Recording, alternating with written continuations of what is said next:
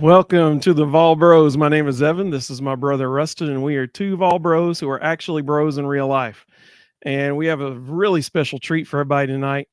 You might be wondering why we played a basketball intro when it's baseball and softball season. Well, that's because we have a very special guest and his family with us tonight.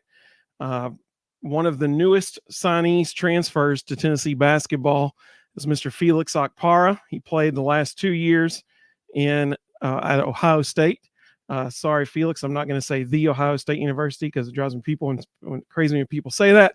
But Felix, welcome to the show, and this is his host family, Brittany and Adam Levitt. Thank you all so much for joining us tonight. We really do appreciate it. And Felix, it's my understanding that you'll be arriving on campus tomorrow. Is that correct? Yes, sir. Yes, sir. And also want to say appreciate you all for having us here, and I will love to connect with the fans, and just see how they feel about us and how they feel about me being an addition to the team. Well, I think you got a whole bunch of people really excited you're a Vol, man. Yeah. Oh, you're muted, Rustin. Yep. You're muted. We're going to try to control the comments because you will see they will pour in pretty fast. We have a lot of people watching, and this has gone pretty viral tonight. So there's going to be a lot of people listening and watching. So Felix, I'm curious, as you're going through the transfer portal process, you're evaluating options. What made you choose Tennessee? What stood out? I mean, obviously there was a lot of details into my decision. I think most important for me, I just it was style of play and knowing the coaches that was behind the team, and I felt like Big Bonds was a really good fit, and also I feel like it was closer to home, and way more easier for my family to come watch the game. That's a cool feature right there for sure. Being right up the road, that's what I'm talking about. You already got some folks welcoming you. So Rob, welcome, Rob. Good to have you. He said, welcome, Felix. He's excited you're a Vol. Let's see. Caleb from Caleb Lawn Care said, it's always good to get to know the players up close. Mr. Jones said, welcome to Rocky Top and go Vols. Let's see. Rebecca and company said, welcome to Rocky Top, Felix. We're so excited you're here. Bobby, welcome, Bobby. He said, happy to have you on Rocky Top, Felix. Go Big Orange. I'm telling you, man, there's a bunch of folks happy you're a Vol now. That's what I'm talking about. Yes, sir. Well, I got like a logistical technical question for you about the transfer portal because, I mean, my goodness, and and Adam and Brittany, this will also be a question for you guys as well. But I mean, all you hear about in college athletics now is a transfer portal, and you got to do well in the transfer portal. Otherwise, I mean, you're not going to have a halfway decent season the next year. And obviously, Tennessee's done a fantastic job in the transfer portal this offseason. My question for you is, Felix, and then for Adam and Brittany after that. So for Felix, what is that process like? I mean, is there like an online national database of the NCAA you have to enter yourself into? Do you have to submit it in writing? How does that whole process play out? And then for Adam and Brittany, what's it like? Because the reason I'm so excited about this interview, obviously we got Felix with us. That's exciting, but we never get to hear the family side of it and the other side of it from the parent perspective. And so I'm excited to hear. Actually, one of the listeners just asked, "How does the transfer portal process work?" Like I didn't even ask him to say that. So everybody's curious. So what is that like from a player perspective, and then from a parent perspective?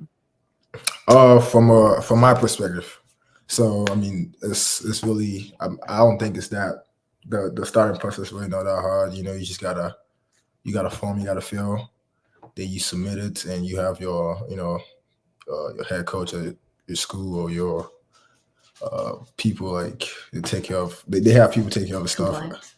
Compliance, yeah. So get it signed off, then you officially in the portal, but.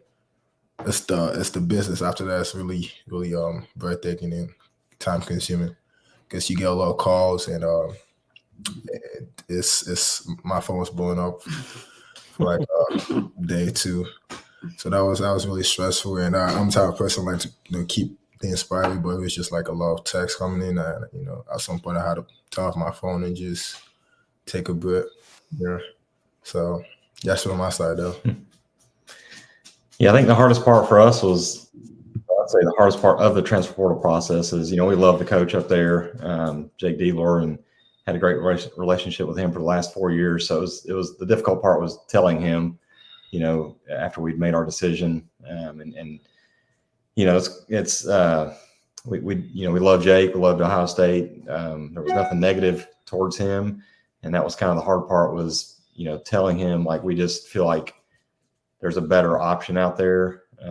And so kind of when certain things happened, it just, it's kind of almost like God was telling us like, hey, look, you need to explore this, And so we did. And so the hard part was, the paperwork part's pretty easy, but talking to the coach and telling him and that you're leaving and you feel like somebody else can help him more than they are. That's a tough conversation.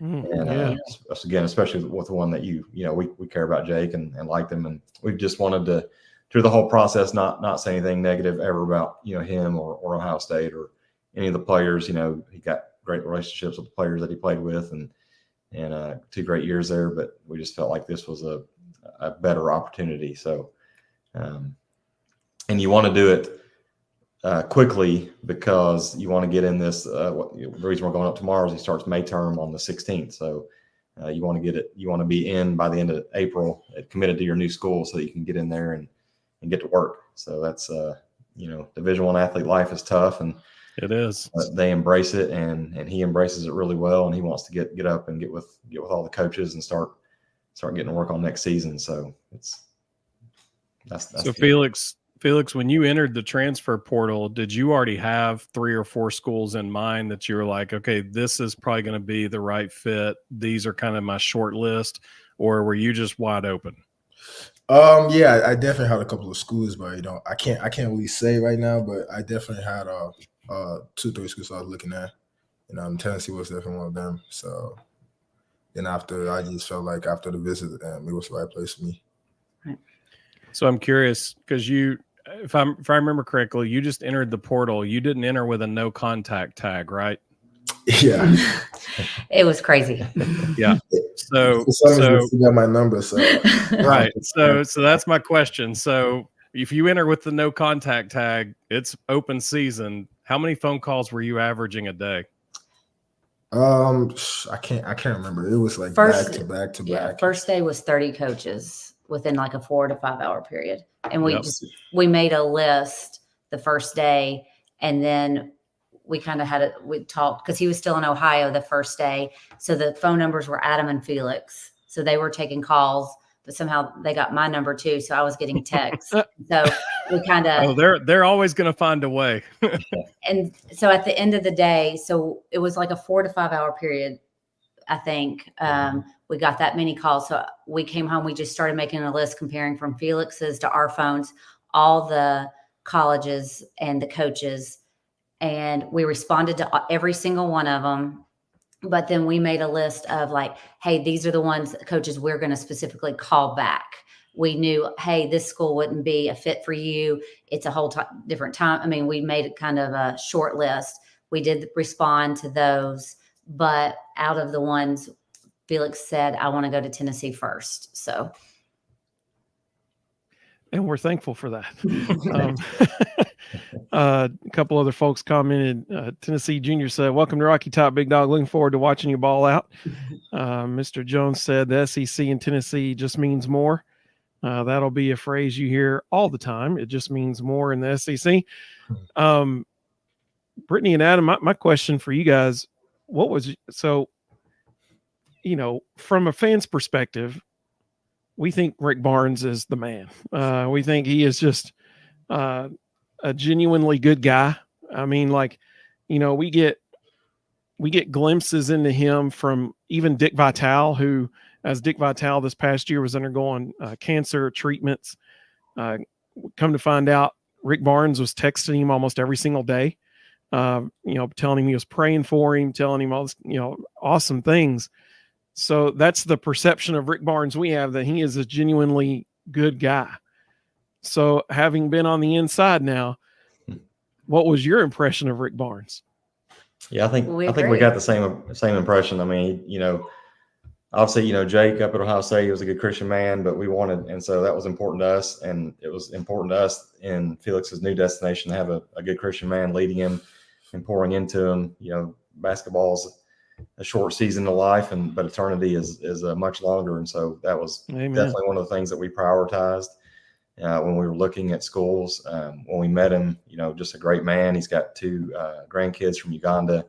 He's got, his kids are, I look at a lot of people's kids and how they act, and to know that he's got kids that are, that's adopted other kids and just are great people. That shows, that he doesn't just speak his faith, he lives it.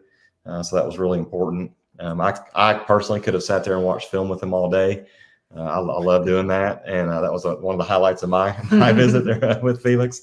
So I thought he was real genuine, and just their interaction, the whole staff, just the interaction together. It was very laid back. They were cutting up, just a fun. Just seemed like they all genuinely cared about each other, cared about the players, and that really stood out to me anyway. I think what I loved about it is, from going on official visits prior with Felix, a lot of times I feel like it's almost like a car dealership, a car salesman, just trying to sell the program. And what I liked, Coach Barnes would tell stories of past players, and it was more just the relationships. Like when we were sitting at the table, it wasn't like constantly, oh, Felix, you're this. And like, we wanted to hear that because we think he's great, but it was also the stories that he had with past players, the relationship that he had built, how many people are still in contact with him. And then watching the players that were there interacting with him, and him cutting up with, he was cutting up with one of the players about some pants that he bought in Italy, and he was just like, and I love that, because that's what you want the guys to have a normal life. But yet at the end of the day, he also talked of his passion and how he's there as a coach, but he loves these guys as well. And so I don't know, it just was a different feeling. And I felt very comfortable there the whole time, knowing he's going to get to know Felix on a level for the player, but also on, as a friend. That's awesome. And I'm so glad to hear y'all talk about the human element of it, because just like y'all were saying with Ohio State and now at Tennessee, like, you develop relationships with these coaches, and it's not easy conversations, like you said, with the coach at Ohio State. And, so many times as fans, we just see it as this transactional process, and that's not it. That doesn't show the whole story. And I'm so thankful that you all talked about that with both Ohio State and Tennessee, because that really, gives people insight into what it's really like behind the scenes. Some other people have commented, welcome Felix. That's Mino Likey. She's one of our regular listeners and watchers. Let's see. Mr. Jones is talking about Danny Orange and White is the man. Did you all get to meet Danny White while you were up there? We did not. No. He was recruited by Mike White, though, at Georgia and Florida. Yeah. Let's see. She's Mino Likey said, Evening Bros, chat, and Felix fam. Coach Barnes is the best. Mr. Jones said Tennessee sells itself. Mr. Jones very much likes Tennessee, and that is evident in that comment. Caleb said when y'all were talking about the impression that you got from Rick Barnes, and he said everyone wants that first impression about their program. I think we all enjoyed getting to hear that. Let's see. Mr. Jones said Coach Barnes will coach you hard, but he will love you harder. And that's a good way of saying it. Absolutely. Okay. Mino Likey has a good question here. She said, Felix, what has been your funniest moment since, signing with Tennessee? I would say Coach G, the strength coach. He's pretty, it's funny. He knows a lot of stuff, and he was definitely one of the big reasons why, I decided to commit, because I felt like I needed someone like that. That's one of the places I look at, looking at programs, look at strength coach, and look at, what they've done with the past guys. And I really like, what he's done. And yeah, he was, the first, when I walked in the visits, he just he did his thing, But he's like, what do I call you? He's like, what do I call you? And you're like, Fee? And he's like, no, I got to have a name for you. Yeah. And you're like, Big Fee? Nice. That's what I'm talking about. Big Fee, is that what he said? Yeah, he was Nice. asking. He was like, "What should I call you? What should I call you?" And Felix was like, "Fee," and then he was like, "Big Fee," So he's a great guy. Sanders, welcome, Sanders. She said, "We're glad to have you here, Felix. I know you'll make us proud." In response to the question about what was the funniest moment, Mr. Jones said, probably when he was standing beside Zakai Ziegler and the height difference between you and Zakai. That's pretty awesome. I like this. Mr. Jones, okay, so instead of Big Fee, he says Phenom. That's what we should call you. There you go. That's what I'm talking about. Well, I tell you what, Felix, why don't you let everybody know what kind of player they're getting out of Felix Okpara at Tennessee? What do you bring to the floor when you're on the court? I bring first I bring my defensive ability. I'm one of the top shot blockers in the country. I also bring I play really hard. I think that's something that's going to translate anywhere I go. My defense and playing hard. And offensively, I'm a rim threat, catch lobs, and under Coach Bonds, I'm trying to expand my game out to a 3-point and knock down threes, which is something I'm really capable of doing. I just haven't had the opportunity to show it. And also just be a team player and play to win. Well, I think you just hit the checkbox on every single Tennessee fan watching this right now, because a Coach Barnes coach player, and the first thing he mentions is his defense. I mean, like, you just hit the jackpot, man. Like, you just nailed it. So I'm curious. You said he wants to expand your range. So has he talked to you about being a pick and pop guy? Yeah. We briefly talked about it. Then we watched a little bit of film, and he just he said he can really, that can really help and also help space the floor offensively. Okay. So we had a couple other questions come through here. So Tennessee Junior liked what you just said about defense. He was all about that. He said, "That's my guy right there." Let's see.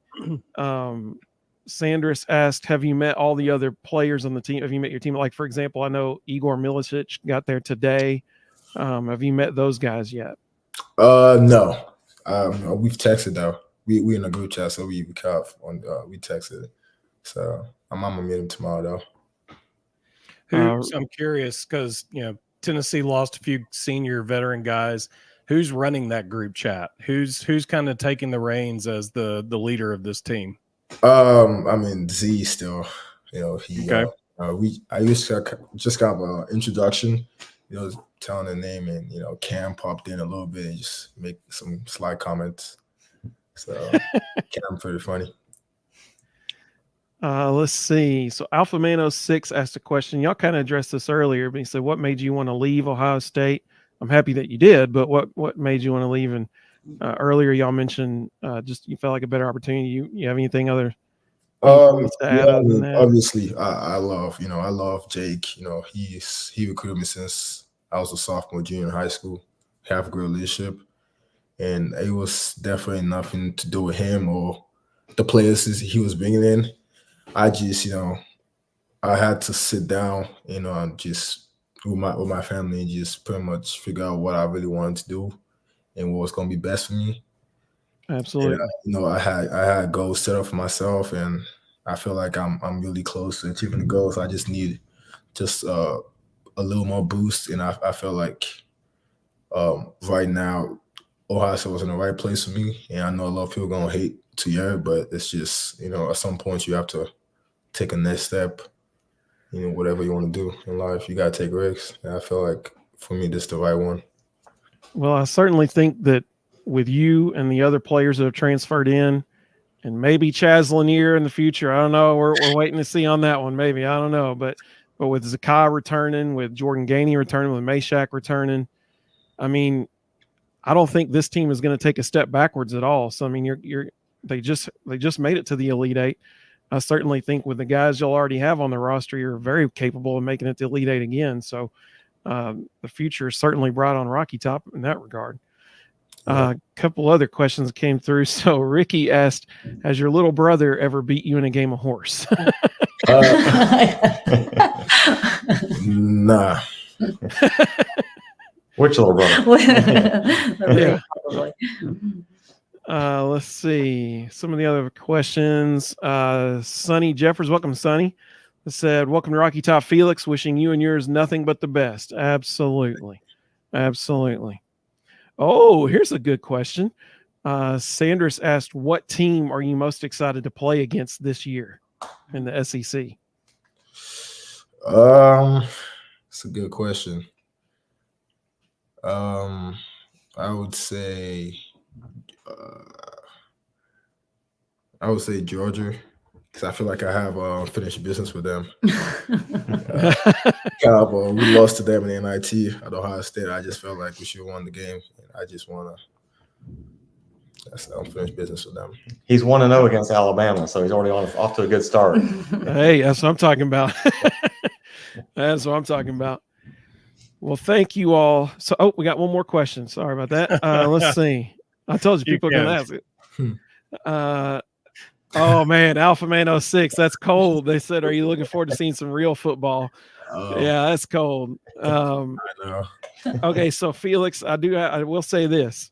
I will be curious to find out your opinion after being at a game in Neyland. I'll be curious to find out your opinion which stadium has the better atmosphere, either Buckeye Stadium or Neyland Stadium, one of the two. I'm curious to find that out after you get to see a game in Neyland. Okay, yeah, I'm gonna have to catch my first game, I guess, up close and see how it feels. Felix. Rebecca said, we're always up for beating Georgia. That's what I'm talking about. Right. So Felix, in radio circles right now, there's a lot of just wild NIL stories running around, and you don't have to name names, but what was the funniest or weirdest NIL offer you got? Yeah. I don't even know. It's the funniest I got. Yeah, the funniest was one of the schools. The coach misspelled his school name. He did offer a lot of money. He offered a lot of money, but he couldn't spell his name of the school. So we knocked that one out real quick. Yeah. So he misspelled his own school's name. Yeah. The institution of higher learning. He misspelled that school's name. Yeah. He said, come to blah, blah, blah. And then, yeah. Yeah, really, we didn't have a whole lot of specific. We had, hey, we'll double this, we'll do that. And that the one guy that misspelled his school name, he was the only one that really threw out actual numbers. And it was, I mean, it's pretty crazy. It's not hard to spell Duke. Yeah. I know they should have put okay, right? Mr. Jones said Kentucky. Yeah, exactly. Louisiana Vols making a prediction. He said, no doubt you're going to end up saying Neyland's better than Ohio State as far as the stadium atmosphere. Okay. I agree with that. Felix, who was the lead recruiter in your recruiting process? Yeah, I mean, we've been close with Brown Lance since. Tennessee was recruiting me hard, and they kind of fell off in high school, which I don't have. I'm still cool with them though. Yeah. But yeah, we really close with Brown Lance, and also Rod. Yeah, so Brown Lance and Adam talk almost all the time. So. Mr. Jones said Zakai was the lead recruiter in this. Yeah, not many people know this, but Brian actually helped our oldest son David get a scholarship at a high school to Anderson University. That was about 4 years ago, I guess. So he had a son that was going to go there the following year, and so we've just kind of stayed in touch and been friends for the last several years. And he was one of the lead recruiters on Felix, him and Rod Clark, originally back in high school. So of course, being a Tennessee guy, I shoot him some texts here and there, and he's got sons that are our younger son's age, and so yeah, we just kind of had a relationship over the years that kind of came back full circle. So it's pretty cool. That's awesome. Here's a really cool comment. Rob, welcome, Rob. Rob said, Vol Nation is coast to coast. Welcome, Felix from Seattle. So we got somebody from Seattle watching right now. That's awesome. You got people all over the country excited you're coming to Tennessee, man. That's awesome. So just so y'all know, as a thank you to any guest that we have on our show, we always give them. I'm gonna show it to you here. Okay. Let's see.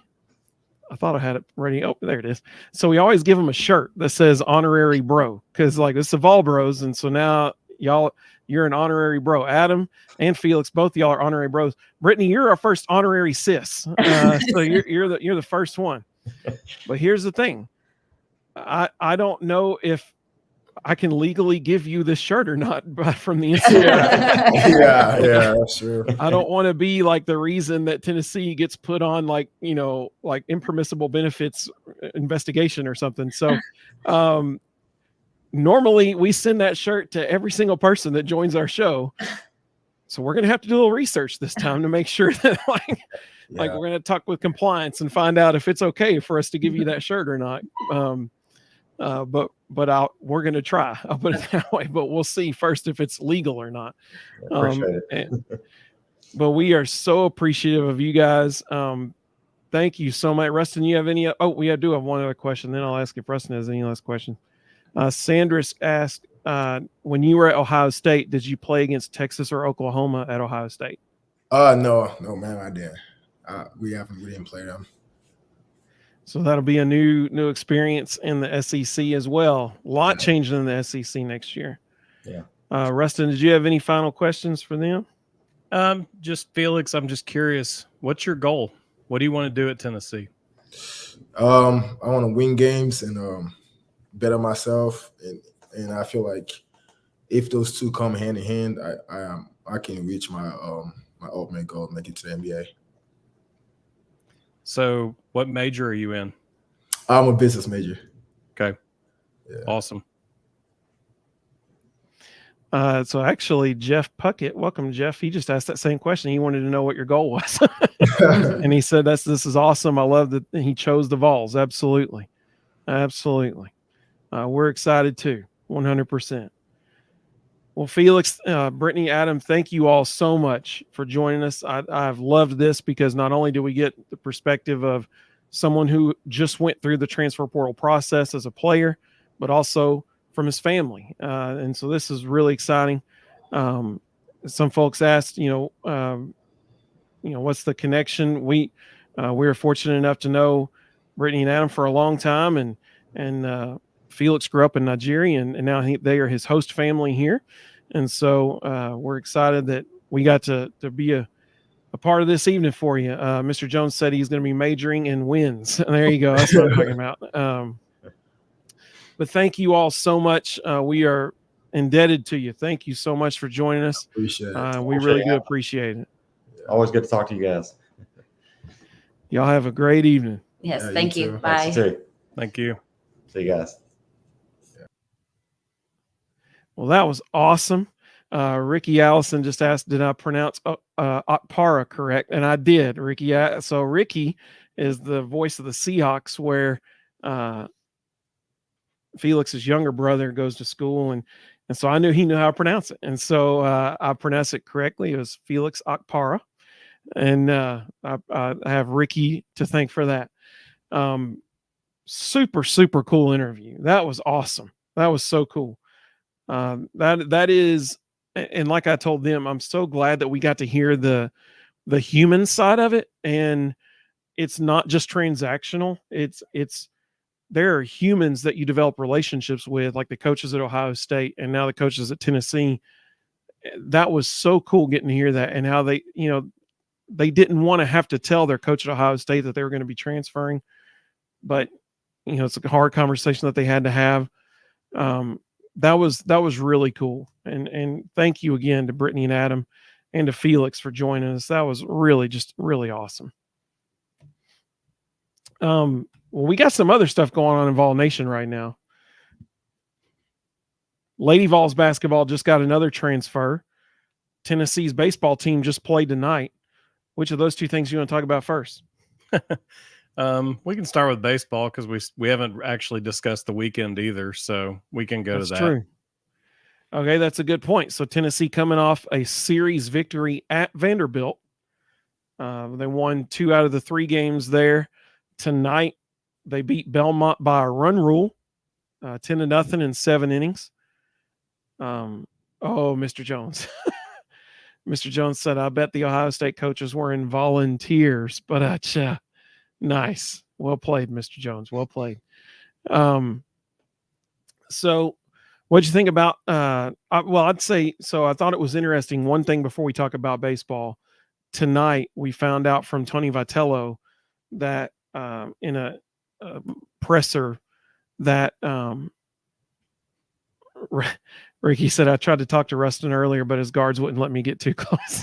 And by guards, he means my 6th grade twin sons who wanted to leave really fast.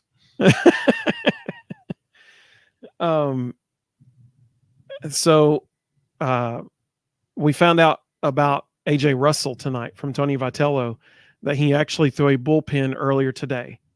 And he said he felt comfortable in the bullpen.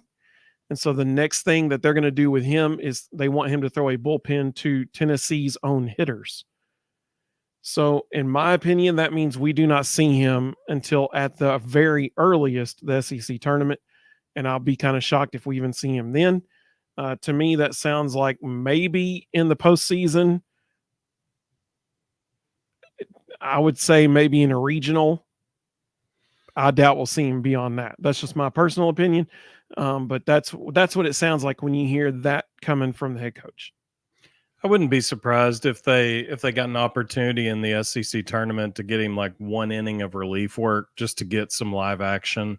If an opportunity presented itself to get him 1 inning, I could see him taking a chance on that. But yeah, we basically said this a couple of weeks ago when somebody made the comment that he was long tossing. And I said, if he's long tossing, he's not going to be on a mound in live action anytime in the near future. That's not how the sequence goes when you're trying to rehab. So, SEC tournament's a possibility. Most likely it's going to be relief appearances in the regional. That'll probably be the first time we'll see him. Yeah, I totally agree. Louisiana Vols said, who performed well this evening in the baseball game as far as like hits go and stuff? So great question. Go ahead, Rustin. So kind of wild. They beat them 10-0 in 7 innings, and in 7 innings, Tennessee was able to get 17 different guys in at bat. And so Christian Moore had a home run, Reese Chapman had a home run, Colby Backus had a home run, Billy Amick had a double, Dylan Dreiling had a double, Hunter Inslee had a double. They shared the wealth. There were a total of 10 hits in those 10 runs on 10 hits in those 7 innings, and it was pretty spread out across the lineup. All 9 hitters went to the plate in the first inning, which was huge. Yeah. Let's see.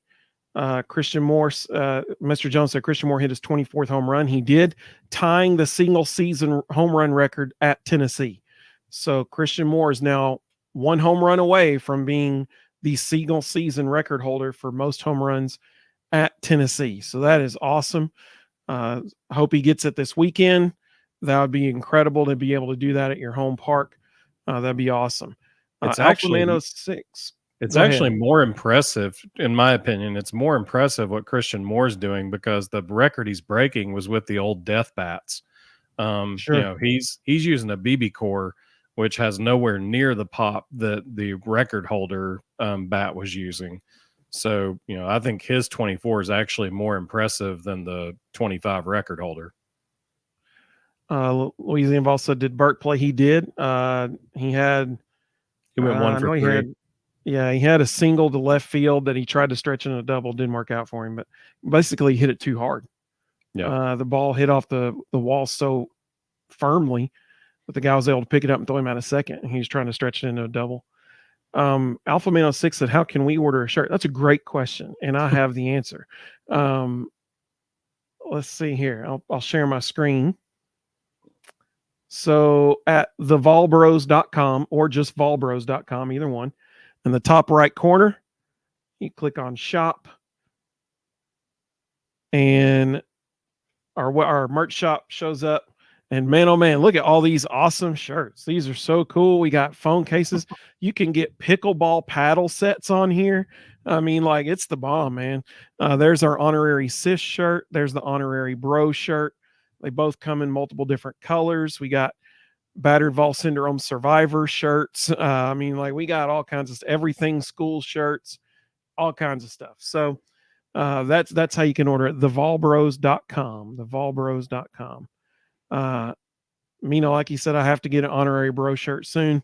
That's what I'm talking about. Anytime you want one, they're right there. We fully endorse everything on that shop. Tennessee Junior said, cool merch. Thank you. I appreciate that. Mino, like he said, hit that like button. I think that's a great idea. I think that's a fantastic idea. Alpha Mano 6 said, Vol Bros, you're the best. Thank you guys. Hey, we appreciate that so much. Thank you so much. We really do appreciate that.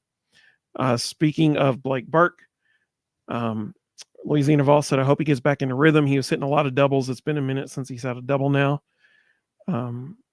Tennessee Junior said, great show and interview. Really like that family. Got a roll electrical issue at my kid's place. Sparks be flying. See y'all soon. Oh, wow. Okay.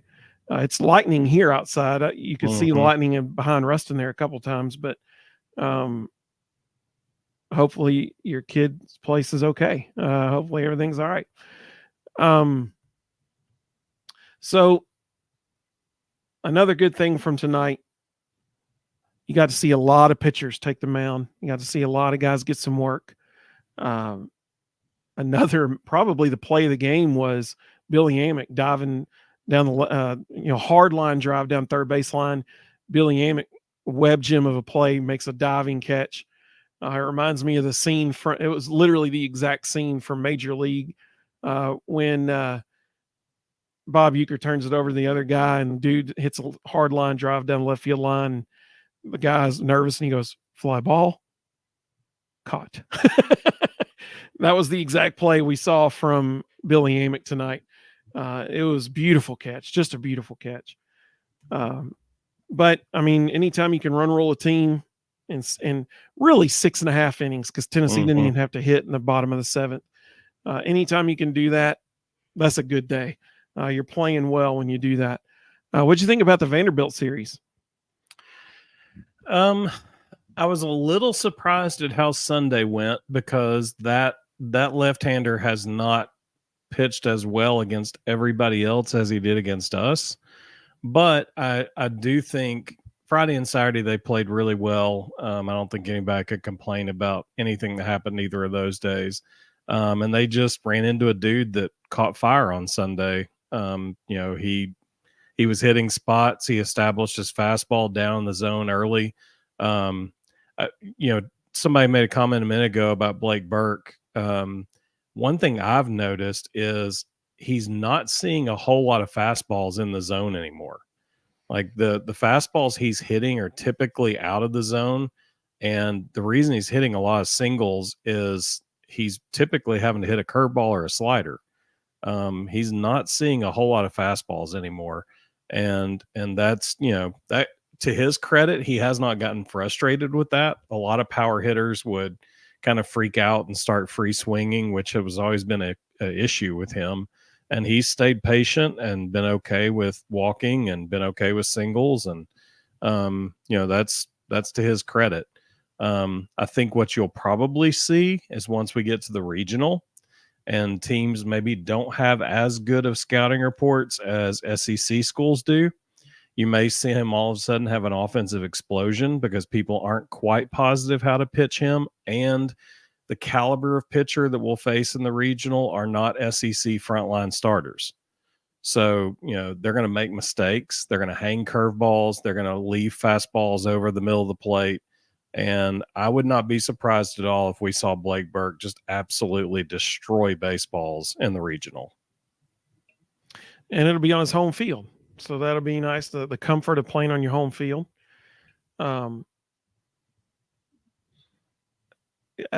think the one of the best takes from this weekend was what Wes Rucker said about Vanderbilt's pitcher when on Sunday when the dude, so just so everybody knows, the guy that was throwing on Sunday was the guy who got ejected from a game earlier this year for Vanderbilt because he had a foreign substance on his arm.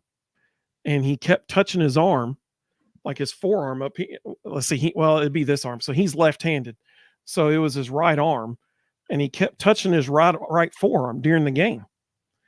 And finally, it was against Florida, and Florida told the ump, like, why is he's touching his arm for something. I mean, like, there's something there.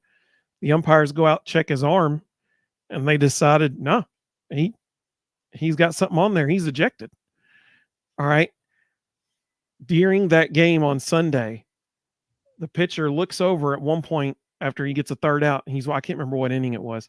He's walking towards the Vanderbilt dugout. And he looks over at Tennessee, and he taps his arm right here. Like, like he's like been, doing something again, that kind of thing, mocking him with it. Wes Rucker made a fantastic point. He said, I don't care who you are. If any pitcher on Tennessee's staff had done what that guy did right then, they would be being raked over the coals online from all the people like, oh, Tennessee, the villains mentality still from 2 years ago. And I mean, like, they would have been destroying that guy if he was a pitcher for Tennessee. And he's exactly right. I mean, dude should not have done that. That was a classless move. But very, very, very excited that they did get the series win. Somebody asked, Caleb Longcare said, quick question. If Tennessee sweeps this weekend, so they go 3-0 against Kentucky or against South Carolina, and Kentucky loses a game, will Tennessee win the regular season? Yes, because then they'd have a tiebreaker. Yeah, we win the Kentucky. tiebreaker. Mm-hmm. Yeah, that's a great question. Absolutely. Skip, welcome, Skip. Good to have you.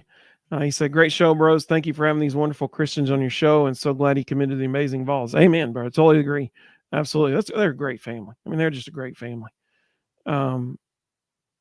Let's see. Bobby said, we won a tough series against Vanderbilt. They were playing their best ball. I agree with that. They were 9-3 at home this season. We beat a good home team. Go Big Orange. That's a great point, Bobby. Yeah, absolutely. Anytime you win a series on the road in the SEC, it's a good win. Like, it's really hard to win on the road in the SEC. Absolutely. Louisiana Vols said, what are we thinking about SEC tournament? Do we really care about it, or would we rather them rest?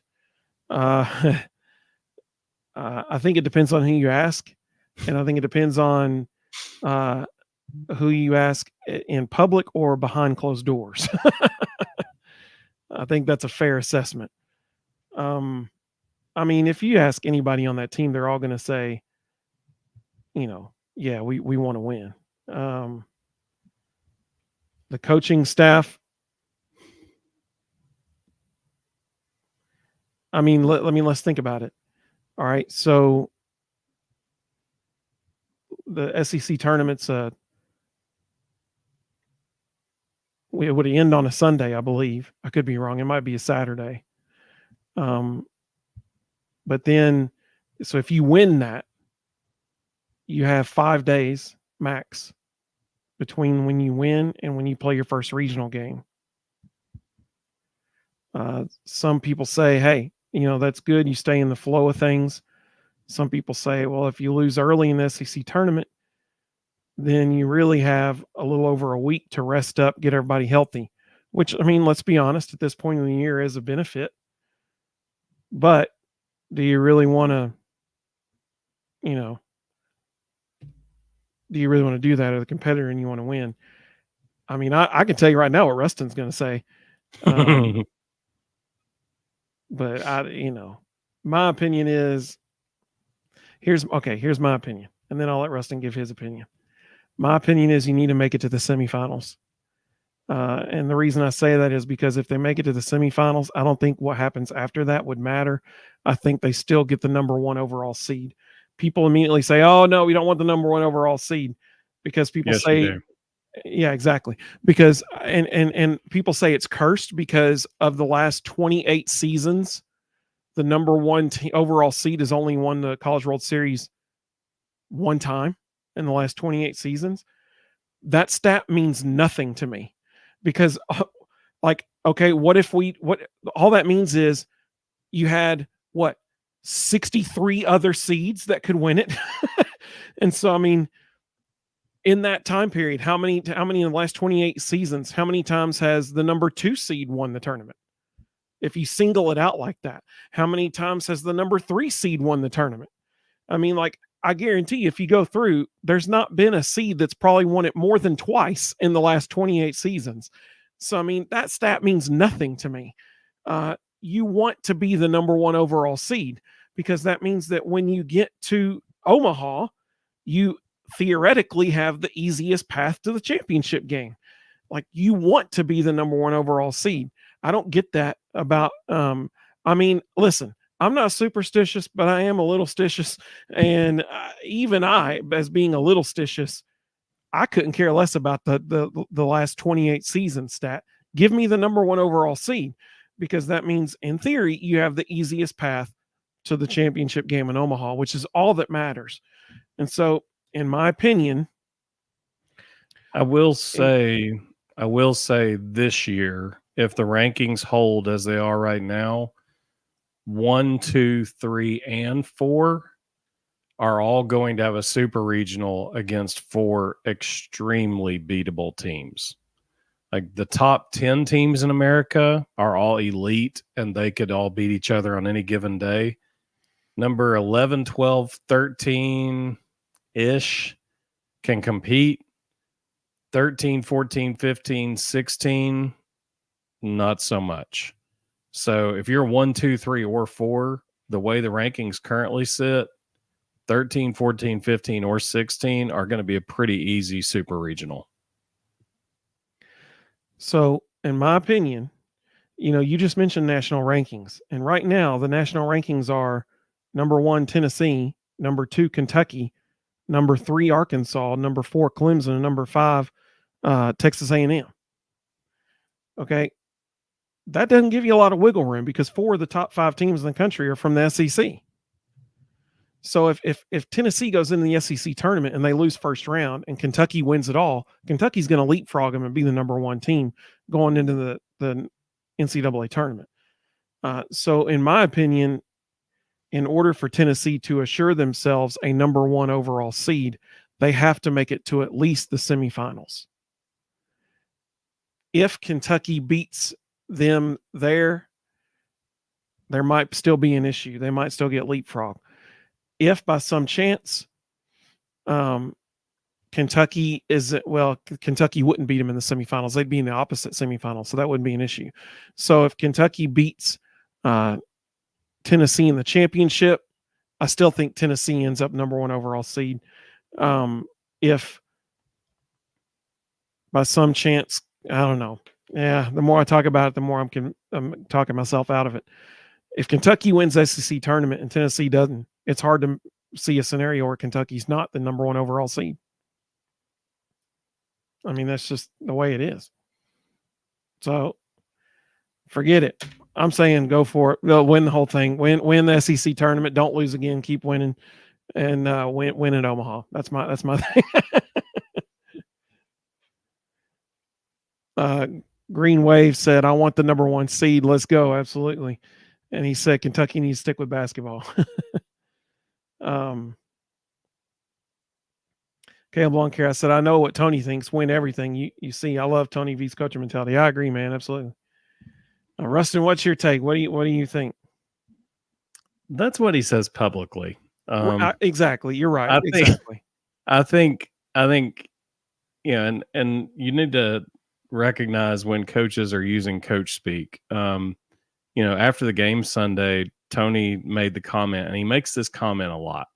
He says, I don't think any of the guys came to the park today not wanting to win, which is code for, but we already won the series, so we weren't real concerned about it. I would not be unhappy at all if we lost Wednesday and Thursday and headed to the house. The SEC tournament doesn't matter. If you're in the top 4 seeds, you've got a crazy easy regional and a crazy easy super regional. I don't think there's any way we're not in the top 4 seeds. So I'm all about rehab and rest. Let's get back to the house and get ready for the games that matter.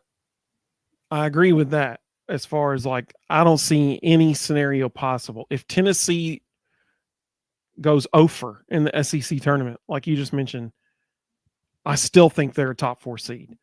I do not think they're going to drop below that. And let's be totally honest. I mean, you look at all the teams in the SEC, they're going to be playing against each other here. We very well may come out of this tournament and Kentucky goes over in the SEC tournament. I mean, like it is the hardest conference in the country for a reason. Well, and baseball's a different animal. And this is something people struggle to believe, but conference tournaments in baseball are not important to baseball coaches. They're just not, unless you need it in order to get an automatic bid. It's not a priority. And so, if they know they're already in the World Series, they're fine to get beat and go home. They're fine to go back and rehab and get ready. It's not anything that bothers them. I use the example all the time. I played against a school that used to intentionally lose the first 2 games in the conference tournament. They would win the conference every year. They were always in the national top 10. They always knew they were going to be a top seed in the national tournament, and they would show up to the conference tournament and play the end of their bench for 2 games so they could guarantee they would lose both and head home early, so they could go get ready for the games that mattered. And, that's just baseball. It's how a lot of people view it. Like you said, I just need to know when to schedule my vasectomy. It's the second week of March next year. Yeah, exactly. That's exactly right. Absolutely. But that's just how it goes. And, don't be surprised at all if Kentucky shows up and loses 2 and heads back. Yeah, absolutely. Anything can happen. Nick Mingione is of that old school baseball mentality. And there's a lot of those guys that are like, I don't care about the conference tournament. I need people to be healthy for the games that matter. And, they're going to roll in, just kind of roll the balls out, play, see what happens. Oh, we lost 2. Okay, let's head home. That's why if you watch the SEC tournament every year, there's always like wild card teams that fly through that nobody expects to be there on Friday and Saturday. And it's because the good teams they know their tickets punched and they're like, if we lose, so what? Don't be surprised if somebody like an Auburn or, Florida, somebody that's on the bubble of getting in the NCAA tournament, just shows up and kills everybody at the tournament because they know their season depends on it. Caleb Longcare said about Tennessee's baseball, entering the SEC tournament, a lot of people are going to be watching. It's about to get very interesting. Absolutely. This time of year is so much fun as college baseball fans. It's so much fun. So you want to hear something crazy? So when you were saying a second ago, you weren't sure if it was Saturday or Sunday, the championship game is Sunday afternoon. Right now, I'm on the SEC baseball tournament website on their ticket hub. Right now, there are general admission tickets. And if you haven't seen Hoover, general admission at Hoover are really, really good seats because there's just not a ton of seating at Hoover. There are multiple general admission seats available in Hoover for the championship game for $16 each. God, that's amazing. $16. That's amazing. Kind of makes me want to go to Birmingham. I thought it was wrong, and so I plugged in 3 tickets because I started going, I would drive my son and daughter down there and go to that. And they came up $48 for the championship game for 3 tickets. Golly bum. Yeah, that's pretty wild. Mm-hmm. Well, speaking of new additions to Tennessee, we got to hear from Felix Okpara tonight and his family. If you missed that, the first 30 minutes of our show tonight, we got to talk with Felix Okpara and his host family, Brittany Levitt and Adam Levitt, and it was just an absolutely incredible interview. We got to hear so much behind the scenes stuff. It was so cool. So if you haven't got to hear that yet, We strongly encourage you after we're finished live tonight, go back and watch those first 30 minutes because it is well worth your time, in my opinion. Green Wave said, I did miss the Felix chat. I'll check it out post show. Awesome. I appreciate that very much. It really was fascinating to get to hear him. So he's obviously joining the men's team. The Lady Vols picked up what could be a very important transfer yesterday. Well, yeah, what's today? May 14th? Yeah, so it was yesterday. Ruby Whitehorn, transfer from Clemson. Rustin, what do you think about this pickup for the Lady Vols? I love this one, and I love where the roster is. And if you want something funny to watch on X, Twitter, whatever you want to call it, there is a parody account called Coach Queen Kimmy, and it is somebody who has made an AI version of Kim Caldwell, and nice. It is absolutely hilarious. And every time something happens, Coach Queen Kimmy has a special video celebrating the event, and it's pretty stinking hilarious. It's clean, it's good. Highly recommend it. It's good stuff. So Coach Queen Kimmy has had a lot to celebrate lately on that Twitter account, because Ruby Whitehorn is an absolute baller. That was a big pickup in a position of need. She's a combo guard. She can play the point. She will rebound. She actually averaged almost 6 rebounds a game to go with the 12 points a game at Clemson. But when you add her to 6'2" Alyssa Latham, who is a forward, she's a wing, she's not a post player, a 6'4" post player in Lazaria Spearman, who can run the floor from Miami, Samara Spencer, who from Arkansas, who's a combo guard, who was SEC Freshman of the Year 3 years ago, 3-year starter at Arkansas. Then you add them to Jewel Spear, Kaya Wynn, Sarah Puckett, Talasia Cooper, who, remember the name, she is going to blow your minds. She's a baller. Jillian Hollingshed, even get some minutes out of Avery Strickland and Tess Darby. All of a sudden, they go 12 deep without losing any talent, and they are crazy athletic at most spots. The girls they have who aren't overly athletic, like Tess Darby, can fulfill a role minutes-wise, have a role, not have to be relied on to be a major contributor. They have done a fantastic job filling out this roster. Yeah, I mean, anytime you can add a former McDonald's All-American, not a bad day. Not a bad day. Michigan's Gatorade Player of the Year, her senior year of high school, and Michigan Miss Basketball. Not a bad day anytime you can add someone like that. I think the biggest thing is they added 4 girls from 4 Power 5 programs who all average double figures in scoring. So, like, these aren't projects. These aren't girls that they're coming in going, well, she didn't really, fill out her potential at Miami, so maybe we can get her to fill it out here. No, these are 4 girls who have absolutely produced at the highest level possible. So nothing is going to phase them. Like, they're not going to walk in and be starstruck by Thompson Bowling. They're not going to be starstruck by playing in the SEC. These are girls who have seen it, been there, done it. And they're just going to roll in and be like, all right, how many shots do we get? Okay, let's go. Let's shoot.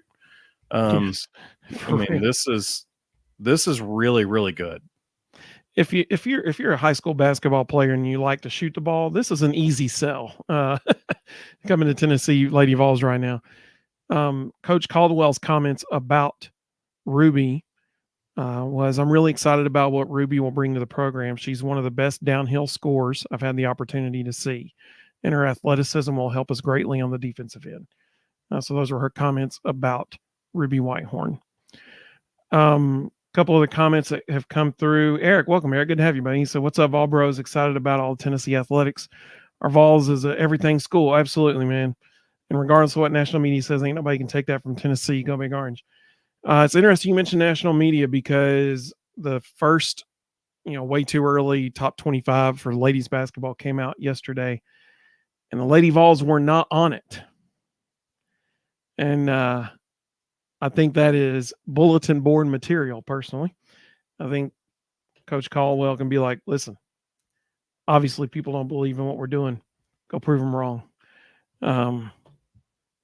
So I think that'll be a nice little bulletin board piece there. Eric said, I'll have to watch the replay of Felix. Unfortunately, didn't get that notification y'all were on. Yeah, man, I promise you, it's a fantastic interview. It was fascinating getting to hear him. And they said, what was it? 30 schools called him the first day he entered the portal. First 4 hours. First 4 hours, 30 schools called. They got his number, his dad's number, and somehow his mom's number.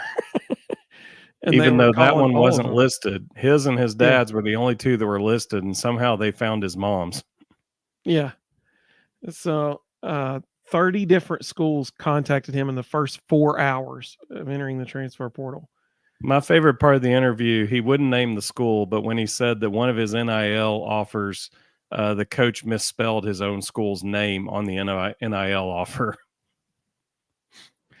Yep. Not good when you misspell your own school's name. You're a coach at the school and you misspell your own school's name. Not great. Not great. So if Jeff said I didn't get a notification either. So I guess if you haven't, so YouTube's kind of finicky about that. You got to click on, there's like 2 steps, and I don't remember what they are now. But there's the notification bell, and then there's another step that you have to do that also says allow notifications.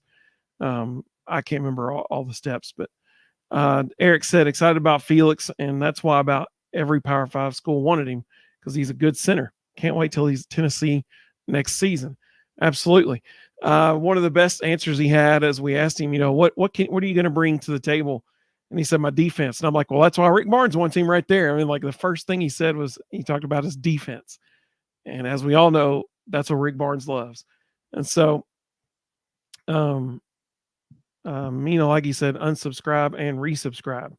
If that might help the notification thing. I don't know, maybe. If you unsubscribe, we do ask that you please resubscribe. But I would strongly encourage you, if you happen to miss the first 30 minutes of our show, we did have Felix Okpara, as well as his parents, Adam and Brittany Levitt, join us. And it was just a really, really cool interview. Like I said, that the behind the scenes information, that was the coolest thing. Like, for example, what Brittany said about Coach Barnes and how he interacted with them on their official visit, and how it was different from other official visits. That was fascinating to listen to. And so, I would strongly recommend when we finish our live stream here that I strongly recommend you go back and watch those first 30 minutes, because it really was really fascinating. As far as our show, what we've got coming up, this Thursday, Tennessee's playing baseball in Lindsey Nelson Stadium against South Carolina. We'll do our Thursday live show. We tried to do this once before, and we were hoping that we get to watch the end of the game, like the 8th and 9th inning, together on here. And then Tennessee run ruled the team, and we didn't get to do that. That was probably 2 or 3 weeks ago. So we're going to try it again this week. Maybe Tennessee won't run rule South Carolina. I mean, if they did, I'd be cool with it. But we'll try it again. So Thursday night, 9:00, we'll go for a second time. Then Sunday night, everybody really wants to be here Sunday night, I promise you. Because Sunday night, we're going to have Reed Carringer joining us to talk about that right there. Over my shoulder, you see the Football Time in Tennessee magazine. That's 2 years ago edition. Last year's is sitting over here. Football Time in Tennessee magazine. We're excited to have Reed join us because it's about to start hitting newsstands any day now. Reed's going to give us the update on it. You're going to start seeing it real soon. And so we're going to be talking about, just so you know, Reed is one of the contributors, one of the writers of that magazine. His family creates that magazine. And now, I mean, it's probably the most relied upon Tennessee Football Magazine, Preview Magazine that there is, period. And so he's going to be joining us Sunday night, and we're going to talk about Tennessee football coming out of spring, what we can expect from them. We're going to talk about when that's going to hit newsstands near you. So we're really excited to have, and we're going to recap the baseball season because the regular season will be over at that point. And so we're going to get Reed's take on the baseball season. And so it's going to be a really fun show. We hope you join us for that. But if you, like I said, if you haven't seen the first 30 minutes of our show tonight, I strongly encourage you to go back and watch. We're about to end our live stream, so I strongly encourage you to go back and watch that first 30 minutes because it was a fascinating interview with Felix Okpara and his family. Rustin, you got any final thoughts for us about anything? About the show, this interview with Felix? Anything? No, this weekend will be interesting. South Carolina's kind of been all over the place. They dropped 11 spots in the top 25 this week after getting swept by Georgia last weekend. But this is a team that 3 weekends ago took 2 out of 3 from Kentucky. So, how on earth in a span of a month do you take 2 out of 3 from Kentucky and then get swept by Georgia? So, who knows what we're going to see this weekend. I could easily see us being a dogfight for 3 games. I could also see us run rule them 3 times. It's going to be an interesting thing to watch how these 3 games go. Yeah. I didn't say anything about senior night because I assumed that senior night was going to be this weekend, but it wasn't. They did senior night tonight, and it was the most bizarre senior night I think I've ever seen because only 4 guys were like honored, and some of them like weren't people that were done. Like a couple of them could come back if they wanted to. But the most interesting thing was Kirby Cannell wasn't in senior night. Kirby's done after this year. Like he has no eligibility left. So I guess they figured, well, he got to do it last year, so he didn't get to do it this year. Maybe they're going to do like staggered senior nights and they're going to do some people tonight, some people this weekend. I don't know. Saturday will be super senior night. Yeah, there you go. There you go. That's probably what it was. It was very interesting. And what made it even more bizarre was Tony Vitello did the Kirby Cannell mustache tonight. And so you figure, oh, well, they're doing that for senior night. Nope. Wasn't Kirby on senior night. So I don't know what was up with that, but anyway, thank you again to Felix and Brittany and Adam. That was just awesome. That was so cool. That was one of my favorite interviews we've ever had. That was really neat. And Brittany made history. She's the first honorary sis in Vol Bros history. So we had history made on our show tonight. But we really do appreciate all you watching. I've got 384 people watching right now. So really do appreciate all y'all watching. 385. We hope everybody has a great evening. Like I said, if you missed the first 30 minutes, I would strongly recommend you go back and watch that first 30 minutes to hear from Felix, to hear the stories about how he got 30 phone calls from head coaches in the first 4 hours after entering the transfer portal. Really go back and listen to what Brittany had to say about how Coach Barnes interacted with them when they went on their official visit. That was fascinating to get to hear. And it would be very encouraging for all of you as Vol fans too, to know that the man that is leading a program is such a good guy. So strongly recommend that. Carolina Blue Hill said, hey, everyone, how's it going? Good to have you. Glad you're with us. So like I said, we're about to wrap it up, but I strongly encourage you to go back and watch that first 30 minutes to get to hear from Felix. I mean, like you said, thanks, bros. Thank you so much for joining us. We really appreciate you always. Rustin, any other last comments? Nope. Excited for South Carolina. It's going to be a fun weekend. Absolutely. Thursday through Saturday series this weekend, not a Friday through Sunday, Thursday through Saturday. Carolina Blue said, let's go Vols. Absolutely. Absolutely. So we hope everybody has a great evening. In honor of Felix, I'm going to do the basketball outro. So thank you again to Felix and his family for joining us. We really do appreciate that. That was a special treat for all of us. So we hope all of you have a great evening. Whoa, we had a flurry of comments come in just then.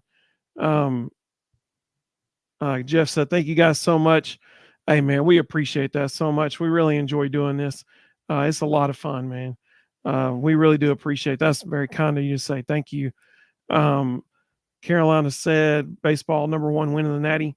Sign me up. I'm all for it. Absolutely. Let's do it. That's a great idea. I love it.